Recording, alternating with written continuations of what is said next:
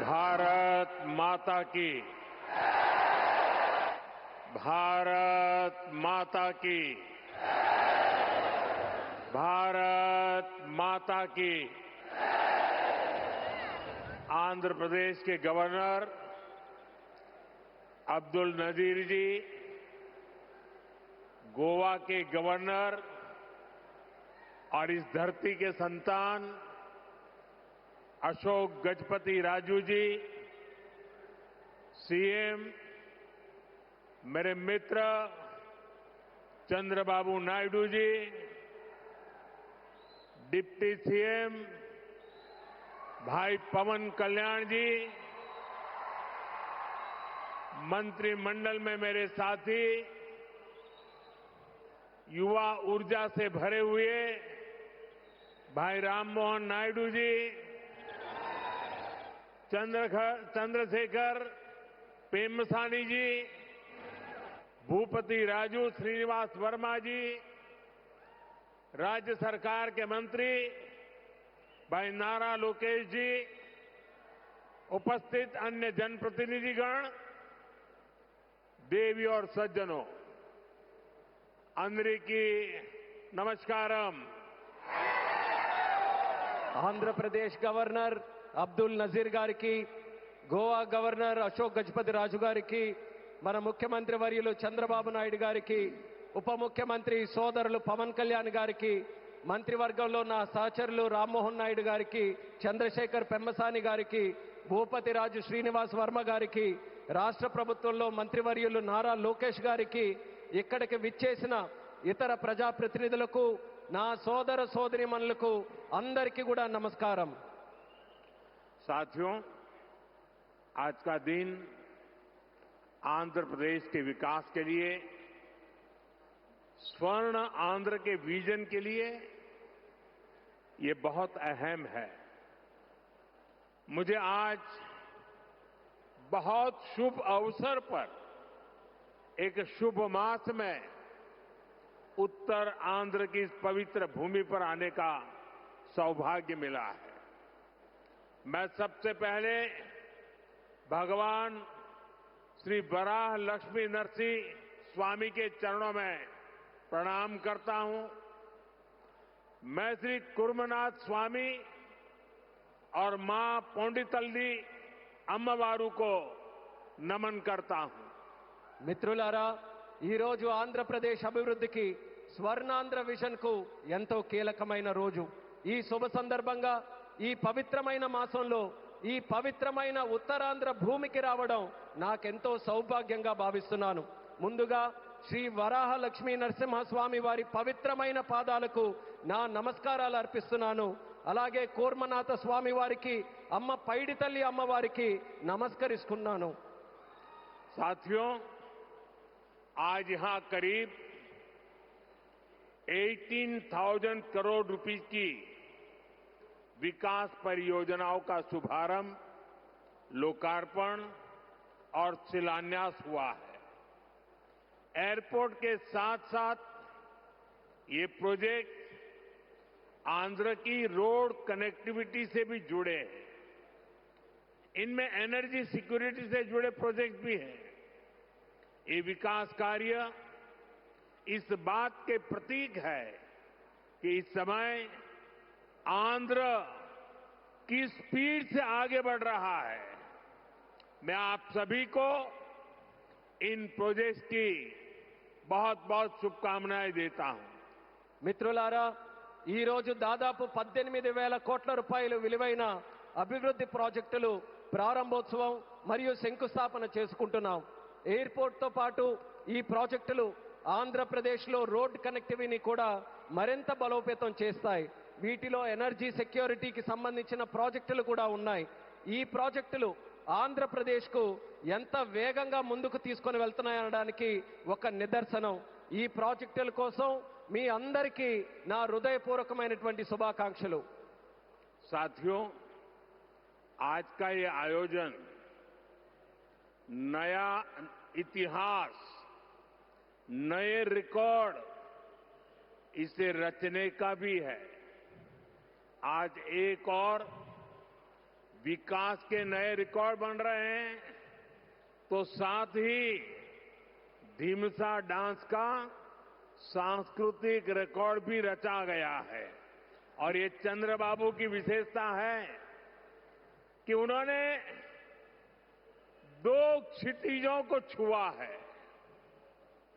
एक तरफ ऊंची आसमान को छूने वाली व्यवस्था, एयरपोर्ट का निर्माण, और दूसरी तरफ मेरे यहां के आदिवासी बहनों के द्वारा ढीमसा नृत्य का विश्व रिकॉर्ड बनाना। मैं चंद्रबाबू के इस विजन को विशेष रूप से सराहना करता हूं। మిత్రులారా, ఈ రోజు ఒక కొత్త చరిత్ర, ఒక కొత్త రికార్డును సృష్టించిన రోజు కూడా. ఒకవైపు అభివృద్ధిలో కొత్త రికార్డులు నమోదవుతున్నాయి, మరోవైపు దింసా నృత్యం కూడా ఒక సాంస్కృతిక రికార్డును సృష్టించింది. ఇది చంద్రబాబు నాయుడు గారి విశిష్టత అనేది నేను తెలియజేస్తున్నాను. ఈ రోజు చంద్రబాబు నాయుడు గారు ఒక 2 అంశాలని టచ్ చేశారు. ఒకటి నింగిని ఆకాశాన్ని అంటే ఎయిర్పోర్ట్ అయితే, మరొకటి గిరిజనుల సోదర సోదరీమణులతో ఈ రోజు దింసా నృత్యంతో ఒక రికార్డు సృష్టించారు. ఇది చంద్రబాబు నాయుడు గారి విజన్. దీనికి నేను హృదయపూర్వకమైనటువంటి అభినందనలు తెలియజేస్తున్నాను. 13,000 से ज्यादा आदिवासी बहनों और बेटियों की प्रस्तुति, उनका उत्साह, उनका अनुशासन और आदिवासी संस्कृति का गौरव, यह दृश्य वाकई अद्भुत था। इसमें देश की विविधता की झलक भी थी और पीढ़ी दर पीढ़ी सहेज कर रखी गई जनजातीय विरासत भी थी। मैं इस प्रस्तुति के लिए आप सभी का और विशेष रूप से मेरी आदिवासी बहनों और बेटियों का बहुत बहुत अभिनंदन करता हूं. 13,000 మందికి పైగా గిరిజన పిల్లలు మరియు సోదరిమణుల తాలూకా ప్రదర్శన, వారి ఉత్సాహం, వారి క్రమశిక్షణ మన గిరిజన సంస్కృతికి సంబంధించిన ఒక గౌరవం. ఈ దృశ్యం నిజంగా అద్భుతంగా అనిపించింది. దీనిలో మన దేశం తాలూకా వైవిధ్యత కనిపించింది. అలాగే తరతరాలుగా సంరక్షించబడిన గిరిజన వారసత్వం కూడా ప్రతిబింబించింది. ఈ అద్భుతమైన ప్రదర్శనకు మన గిరిజన పిల్లలకు, సోదరిమణులకు, అలాగే ఇక్కడ ఉన్న అందరికీ కూడా నా హృదయపూర్వక అభినందనలు తెలియజేస్తున్నాను. साथियों, ये धरती अल्लूरी सीताराम राजू की धरती है.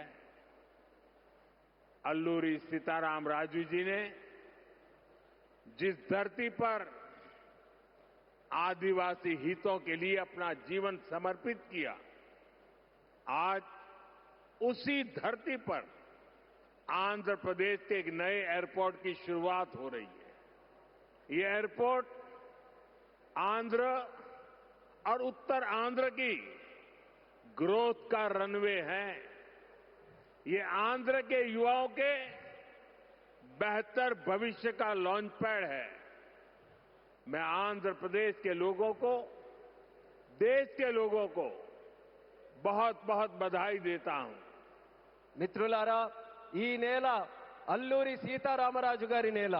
అల్లూరి సీతారామరాజు గారు ఈ గిరిజన హక్కుల కోసం తన జీవితాన్ని అంకితం చేశారో ఆ పవిత్రమైన భూమిపైనే ఈరోజు ఆంధ్రప్రదేశ్కు ఒక కొత్త ఎయిర్పోర్ట్ ప్రారంభమవుతుంది. ఈ ఎయిర్పోర్ట్ ఆంధ్రప్రదేశ్, ముఖ్యంగా ఉత్తరాంధ్ర అభివృద్ధికి ఒక కొత్త రన్వేగా పనిచేస్తుంది. ఇది ఆంధ్ర యువత యొక్క ఉజ్వల భవిష్యత్తుకు ఒక కొత్త లాంచ్ ప్యాడ్ లా పనిచేస్తుంది. ఈ సందర్భంగా ఆంధ్రప్రదేశ్ ప్రజలకు మరియు దేశ ప్రజలకు నా హృదయపూర్వక అభినందనలు. साथियों, पहले जब एयरपोर्ट बनते थे तो एयरपोर्ट के नाम एक ही परिवार के नाम पर चढ़ जाते थे. हमने इस परंपरा को बदला. हमने अयोध्या में एयरपोर्ट का नाम वाल्मीकि के नाम से जोड़ा. हमने पंजाब में संत रविदास जी के नाम से एयरपोर्ट का नाम जोड़ा. और साथियों, केंद्र की एनडीए सरकार ने निर्णय किया है कि इस नए एयरपोर्ट का नाम श्री अल्लूरी सीताराम राजू के नाम पर होगा। आंध्र प्रदेश का जो भी नागरिक इस एयरपोर्ट से यात्रा करेगा, देश और दुनिया का जो भी नागरिक इस एयरपोर्ट से यात्रा करेगा, उसे अल्लूरी सीताराम राजू जी के नाम से जनसेवा और राष्ट्र सेवा की प्रेरणा मिलेगी। మిత్రులారా, ఒక గతాన్ని మళ్ళీ గుర్తు చేసుకుందాం. ఒక సందర్భంలో భారతదేశంలో ఏ ఎయిర్పోర్ట్ నిర్మించినా ఒక్క కుటుంబం తాలూకా పేర్లే దానికి పెట్టేవారు. ఆ చరిత్రని మళ్ళీ ఎన్డీఏ ప్రభుత్వం తిరగరాసింది. అయోధ్యలో ఎయిర్పోర్ట్ ప్రారంభిస్తే దానికి వాల్మీకి గారి పేరు పెట్టాం. అలాగే పంజాబ్ లో సంత్ రవిదాస్ గారి పేరుతోని ఎయిర్పోర్ట్ ని ప్రారంభించాం. అలాగే ఈ కేంద్ర ప్రభుత్వంలో ఎన్డీఏ కూటమి ఒక ముఖ్యమైన నిర్ణయం తీసుకుంది. ఈ కొత్త ఎయిర్పోర్ట్ కి అల్లూరి సీతారామరాజు గారి పేరు పెట్టాలనే నిర్ణయం తీసుకుంది. ఈ ఎయిర్పోర్ట్ ద్వారా ప్రయాణించే ప్రతి ఆంధ్రప్రదేశ్ పౌరుడు అల్లూరి సీతారామరాజు గారి పేరుతో ప్రజాసేవకు, దేశ సేవకు కూడా స్ఫూర్తి పొందుతారని తెలియజేస్తున్నాను. साथियों, बीते 12 इयर्स में देश के एविएशन सेक्टर ने असाधारण प्रगति की है। 2014 तक देश में केवल 74 एयरपोर्ट ऑपरेशनल थे। आज ये संख्या 166 है। एक समय था जब हवाई उड़ानें सिर्फ बड़े शहरों तक सीमित थी। एनडीए सरकार में आज छोटे शहर के साधारण लोग भी फ्लाइट से आ जा रहे हैं। మిత్రులారా, గత 12 సంవత్సరాల్లో దేశంలో విమానయాన రంగం ఒక అసాధారణమైన పురోగతిని సాధించింది. 2014 వరకు దేశంలో కేవలం 74 ఎయిర్పోర్ట్లు ఆపరేషనల్ గా ఉంటే ఈ రోజు ఆ సంఖ్య పెరిగి 166 ఎయిర్పోర్ట్లకి చేరుకుంది. ఒకప్పుడు విమానాశ్రయాలు, విమాన ప్రయాణాలు పెద్ద నగరాలకే పరిమితమయ్యేవి. ఈ రోజు ఎన్డీఏ ప్రభుత్వంలో చిన్న పట్టణాల నుంచి సాధారణ ప్రజలు కూడా విమానాల్లో ప్రయాణిస్తున్నారని తెలియజేస్తున్నాను. 12 इयर्स में सिर्फ एयरपोर्ट की संख्या ही नहीं बढ़ी है। हमारी उड़ान योजना के कारण आज गरीब परिवार के लोगों को भी जहाज में बैठने का अवसर मिल रहा है। इस योजना ने गरीब से गरीब को अपना सपना पूरा करने में मदद की है।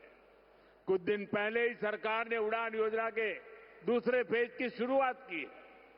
इस पर भी 29,000 करोड़ रुपीस खर्च किए जाएंगे। మిత్రులారా, ఈ 12 సంవత్సరాల్లో కేవలం ఎయిర్పోర్ట్ తాలూకా సంఖ్య మాత్రమే పెరగలేదు.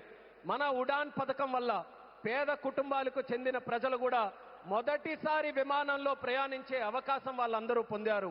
ఈ పథకం అత్యంత పేదవారికి తమ కలలు నిజం చేసుకునే అవకాశం కూడా కల్పించింది. కొద్ది రోజుల క్రితమే కేంద్ర ప్రభుత్వం ఉడాన్ పథకం తాలూకా ఫేజ్ 2ని కూడా ప్రారంభించింది. దీని ద్వారా దేశంలో 29,000 కోట్ల రూపాయలు ఖర్చు చేయబోతుందని తెలియజేస్తున్నాను. साथियों, एविएशन सेक्टर में देश ने एक और बड़ा माइलस्टोन हासिल किया है। कुछ ही दिन पहले काशी में जी स्पोक एयरपोर्ट मॉडल का शुभारंभ हुआ। आज वही मॉडल पंजाब के अमृतसर तक पहुंच गया है। इससे अमृतसर से 25 से ज्यादा इंटरनेशनल डेस्टिनेशन जुड़ जाएंगे। मैं इस उपलब्धि के लिए आंध्र की इस धरती से पंजाब के लोगों को भी बधाई देता हूं। साथियों, हमारे आंध्र प्रदेश के पास हमेशा से विकसित भारत का ग्रोथ इंजन बनने का सामर्थ्य रहा है। आंध्र प्रदेश के विकास के लिए हमारे प्रयास डबल इंजन की स्पीड से आगे बढ़े। इसके लिए मैंने आंध्र के लोगों से डबल इंजन सरकार का आशीर्वाद मांगा था और आज चंद्रबाबू नायडू जी के नेतृत्व में, पवन कल्याण जी के नेतृत्व में एनडीए की पूरी टीम आंध्र प्रदेश के लिए डबल स्पीड से काम कर रही है। మిత్రులారా, విమానయాన రంగంలో దేశంలో మరో పెద్ద మైలురాయిని మనం సాధించాం. కొద్ది రోజుల క్రితమే కాశీలో ప్రారంభమైన స్పోక్ ఎయిర్పోర్ట్ మోడల్ ఈ రోజు పంజాబ్లోని అమృత్సర్ వరకు కూడా విస్తరించింది. దీంతో అమృత్సర్లో 25కి పైగా అంతర్జాతీయ గమ్యాలకు నేరుగా కనెక్ట్ అవ్వడానికి అవకాశం కలిగింది. ఈ విజయానికి ఆంధ్రప్రదేశ్ నేల నుంచే పంజాబ్ ప్రజలకు కూడా నా హృదయపూర్వక అభినందనలు తెలియజేస్తున్నాను. అలాగే మిత్రులారా, వికసిత్ భారత్ నిర్మాణంలో ఆంధ్రప్రదేశ్ ఎప్పుడూ కూడా ఒక గ్రోత్ ఇంజిన్ గా నిలిచే సామర్థ్యం కలిగి ఉంది. ఆంధ్రప్రదేశ్ అభివృద్ధి కోసం డబుల్ ఇంజిన్ వేగంతో మా ప్రయత్నం ముందుకు సాగాలని నేను ఆంధ్ర రాష్ట్ర ప్రజలకు డబుల్ ఇంజిన్ ప్రభుత్వం కోసం ఆశీర్వాదాన్ని నేను కోరాను. ఈ రోజు చంద్రబాబు నాయుడు గారి నాయకత్వంలో, పవన్ కళ్యాణ్ గారి నాయకత్వంలో ఎన్డీఏ టీం మొత్తం ఆంధ్రప్రదేశ్ అభివృద్ధి కోసం డబుల్ వేగంతో పనిచేస్తుందని గర్వంగా తెలియజేస్తున్నాను. साथियों, आज देश ब्लू इकोनॉमी को लगातार मजबूत कर रहा है. हमारा विजन है कि पूरा क्षेत्र कोस्टल इकोनॉमिक कॉरिडोर के रूप में विकसित हो. इसी लक्ष्य के साथ विशाखापट्टनम से कृष्णापट्टनम तक हमारे पुराने पोर्ट्स को आधुनिक रूप दिया जा रहा है. इसके अलावा मुलापेटा और रामायापट्टनम में हम नए पोर्ट भी बना रहे हैं. మిత్రులారా, ఈ రోజు దేశం బ్లూ ఎకానమీని నిరంతరం బలోపేతం చేస్తుంది. మా విజన్ ఈ మొత్తం ప్రాంతాన్ని ఒక కోస్టల్ ఎకనామిక్ కారిడార్ గా అభివృద్ధి చేయడం. ఈ లక్ష్యంతో విశాఖపట్నం నుంచి కృష్ణపట్నం వరకు మన పాత పోర్ట్స్ అన్నిటినీ కూడా ఆధునీకరిస్తున్నాం. అదే సమయంలో మూలపేట మరియు రామయ్యపట్నంలో కొత్త పోర్ట్స్ ని కూడా మనం నిర్మించబోతున్నాం. साथियों, पोर्ट डेवलपमेंट के साथ साथ पूरे आंध्र में हाईवे और एक्सप्रेसवे का नेटवर्क तैयार हो रहा है. विशाखापट्टनम रायपुर एक्सप्रेसवे जैसे प्रोजेक्ट इस पूरे क्षेत्र को रफ्तार दे रहे हैं. మిత్రులారా, పోర్టుల అభివృద్ధితో పాటు ఆంధ్రప్రదేశ్ మొత్తం హైవేస్, ఎక్స్ప్రెస్వేస్ నెట్వర్క్ ని విస్తృతంగా పెంచుకుంటూ పోతుంది. విశాఖపట్నం రాయ్పూర్ ఎక్స్ప్రెస్ వే వంటి ప్రాజెక్టులు ఈ ప్రాంతానికి సరికొత్త వేగాన్ని అందిస్తున్నాయి. साथियों, ये पूरा रीजन देश के बड़े औद्योगिक केंद्रों से आसानी से जुड़े, इसके लिए आज आंध्र प्रदेश में करीब 1 लाख करोड़ रुपीस की रेलवे परियोजनाओं पर काम चल रहा है. राज्य के पूरे रेल नेटवर्क का इलेक्ट्रिफिकेशन हो चुका है. यहां 70 से ज्यादा रेलवे स्टेशनों को भी आधुनिक बनाया जा रहा है.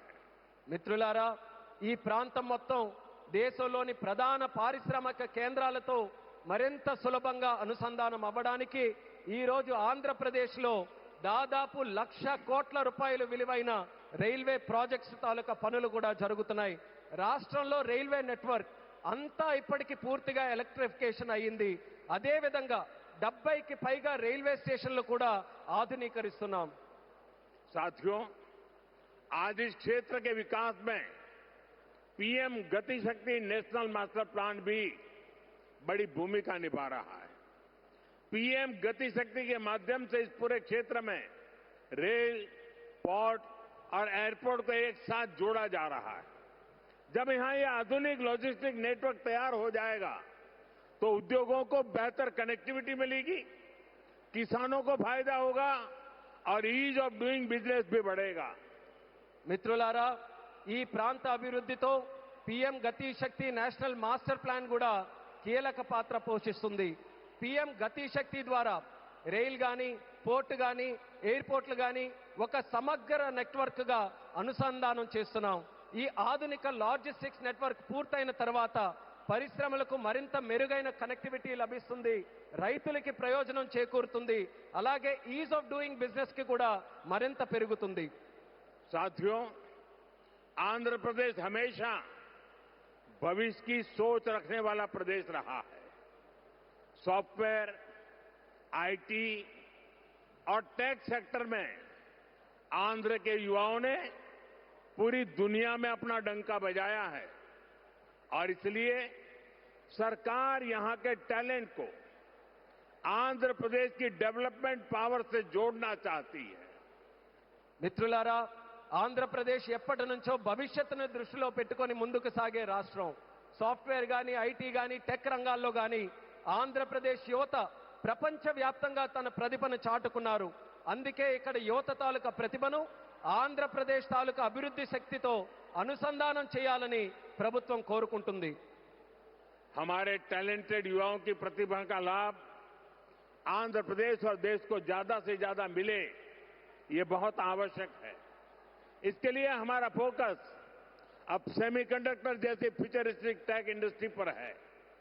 विशाखापट्टनम में नए सेमीकंडक्टर प्लांट का शिलान्यास इसी दिशा में एक बहुत बड़ा कदम है. మన ప్రతిభావంతులైన యువత సామర్థ్యం ఆంధ్రప్రదేశ్కే కాకుండా దేశానికి మరింత ఉపయోగపడాలి. అందుకే ఇప్పుడు మా దృష్టి సెమీకండక్టర్ వంటి ఫ్యూచరిస్టిక్ టెక్ ఇండస్ట్రీస్ పై ఉంది. విశాఖపట్నంలో కొత్త సెమీకండక్టర్ ప్లాంట్ తాలూకా శంకుస్థాపన ఆ దిశగా ఒక గొప్ప అడుగుగా నేను భావిస్తున్నాను. चंद्रबाबू के नेतृत्व में हमारा आंध्र अब सॉफ्टवेयर के साथ साथ मैन्युफैक्चरिंग का भी हब बनेगा. इससे आंध्र में फ्यूचरिस्टिक जॉब्स तैयार होगी, टेक इंडस्ट्रीज के लिए नया वातावरण तैयार होगा. చంద్రబాబు నాయుడు గారి నేతృత్వంలో ఇకపై మన ఆంధ్రప్రదేశ్ సాఫ్ట్వేర్ హబ్ మాత్రమే కాదు, మ్యానుఫ్యాక్చరింగ్ హబ్ గా కూడా ఎదగబోతుంది. దీంతో ఆంధ్రప్రదేశ్లో ఫ్యూచరిస్టిక్ జాబ్స్ సృష్టించబడతాయి. టెక్ ఇండస్ట్రీస్ కు అనుకూలమైన ఒక కొత్త ఈకో సిస్టమ్ కూడా ఇక్కడ ఏర్పడుతుంది. साथियों, वर्ल्ड इकोनॉमी में कहीं पर किसी भी ग्रोथ सेंटर का निर्माण सिर्फ एक फैक्ट्री से नहीं हो सकता. उसके लिए एक पूरे इकोसिस्टम की जरूरत होती है. आज आंध्र प्रदेश में हम ग्रोथ का वही इकोसिस्टम तैयार कर रहे हैं. चंद्रबाबू नायडू जी व्यक्तिगत स्तर पर दिन रात मेहनत करते हैं. इसी का परिणाम है आज दुनिया की कई बड़ी बड़ी कंपनियां यहां निवेश करने के लिए आना चाहती हैं. మిత్రులారా, ప్రపంచ ఆర్థిక వ్యవస్థలో ఏ గ్రోత్ సెంటర్ అయినా ఒక్క ఫ్యాక్టరీతో నిర్మించబడదు. దానికోసం ఒక పూర్తి ఈకో సిస్టమ్ ని మనం ఏర్పాటు చేయాలి. ఈ రోజు ఆంధ్రప్రదేశ్లో మనం అలాంటి గ్రోత్ ఈకో సిస్టమ్ నే నిర్మించబోతున్నాం. మన ముఖ్యమంత్రి చంద్రబాబు నాయుడు గారు వ్యక్తిగతంగా రాత్రి పగలు రాష్ట్రం కోసం కష్టపడుతున్నారు. దాని ఫలితంగానే ఈ రోజు ప్రపంచంలో ఉన్నటువంటి ప్రముఖ కంపెనీలు ఇక్కడ పెట్టుబడులు పెట్టడానికి ఎంతో ఆసక్తి చూపిస్తున్నాయి. साथियों, यहां सेमीकंडक्टर के साथ साथ एआई इंफ्रा और डेटा सेंटर पर भी काम हो रहा है. गूगल ने भी यहां $15 बिलियन के एआई और क्लाउड इंफ्रास्ट्रक्चर कैंपस की घोषणा की है. और भी कई ग्लोबल कंपनी यहां नई संभावनाएं देख रही हैं. इसका बहुत बड़ा फायदा आंध्र प्रदेश के साथ साथ देश के यूथ को हो रहा है. మిత్రులారా, ఇక్కడ సెమీకండక్టర్ తో పాటు ఏఐ ఇన్ఫ్రాస్ట్రక్చర్, డేటా సెంటర్స్ రంగాల్లో కూడా వేగంగా పనులు జరుగుతున్నాయి.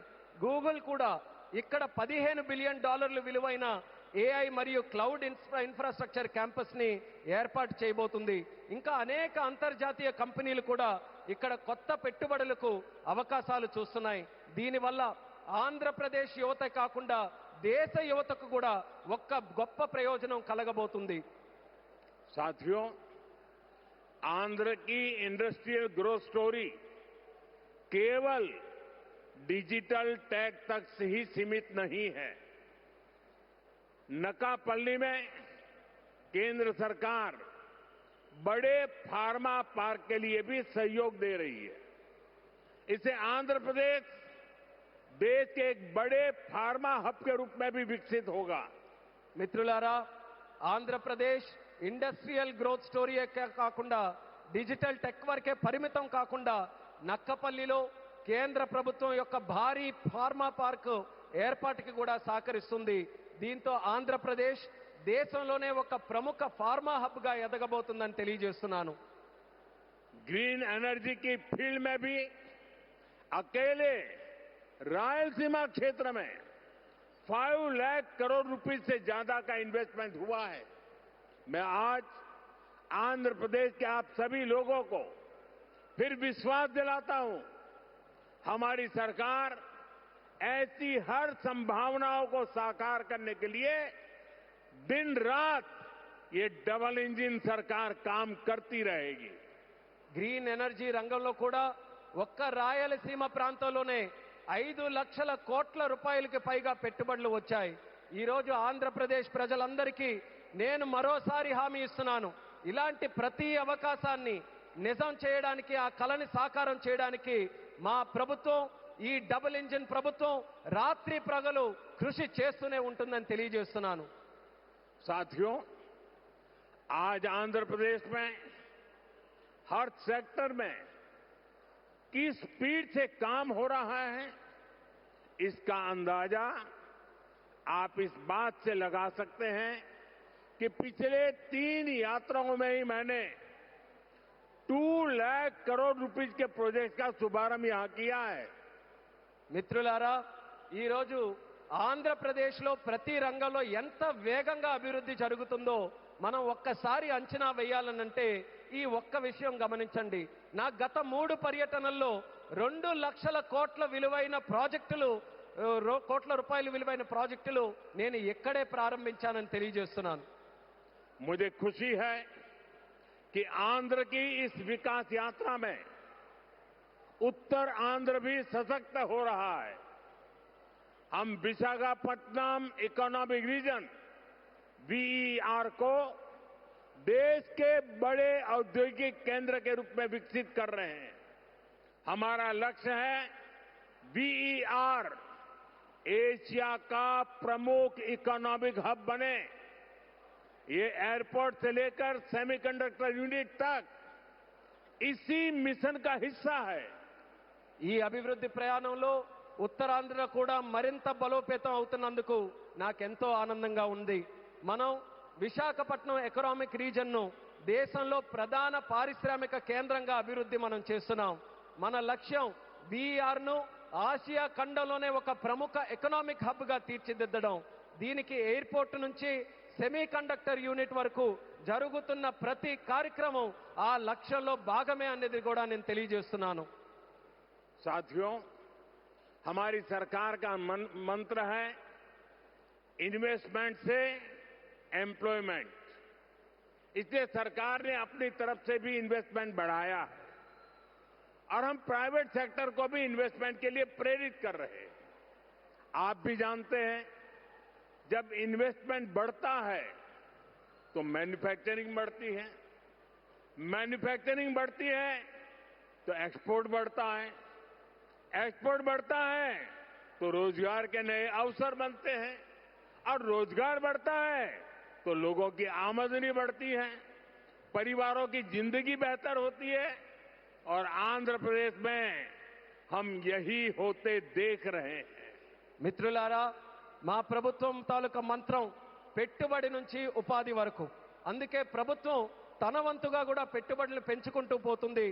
అదే సమయంలో ప్రైవేట్ సెక్టర్ తాలూకా పెట్టుబడులు కూడా వాళ్ళు ఇంకా ఎక్కువగా పెట్టేలా ప్రోత్సహిస్తుంది. మీ అందరికీ తెలుసు, పెట్టుబడులు పెరిగితే తయారీ రంగం పెరుగుతుంది, తయారీ రంగం పెరిగితే ఎగుమతులు పెరుగుతాయి, ఎగుమతులు పెరిగితే కొత్త ఉద్యోగ అవకాశాలు పెరుగుతాయి, ఈ కొత్త ఉద్యోగ అవకాశాలు పెరిగితే ప్రజల తాలూకా ఆదాయం పెరుగుతుంది. ఆ పెరిగినప్పుడు కుటుంబం తాలూకా జీవితాలు మరింత మెరుగుపడతాయి.